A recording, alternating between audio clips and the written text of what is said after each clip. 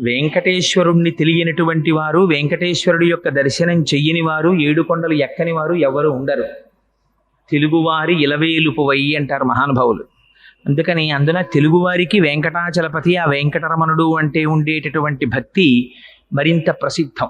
భవిష్యోత్తర పురాణం అని, ఆ భవిష్యోత్తర పురాణము, వరాహ పురాణము మొదలైనవి వెంకటాచల మహాత్యం గురించి చాలా విశేషమైనటువంటి వర్ణనం చేసి ఉన్నాయి. అసలు ఆ కొండ పేరే చాలా చిత్రమైనటువంటి పేరు. ఆ కొండ పేరు పెట్టడమే వెంకటాచలము అని పేరు పెట్టారు. ఎంత ఆశ్చర్యకరమైన విషయం అంటే, అన్నారు అజాయమానో బహుధా విజాయతి. అసలు పరమేశ్వరుడికి జన్మనెత్తవలసిన అవసరం ఎక్కడుంది? ఆయనే మనలా కర్మ చేసినవాడు కాడు. మనలా కర్మ ఫలితాన్ని అనుభవించడానికి పాంచభౌతికమైనటువంటి శరీరంతో రావలసిన అగత్యం ఉన్నవాడు అంతకన్నా కాడు. మరి అటువంటి వాడు శృతంది అజాయమాన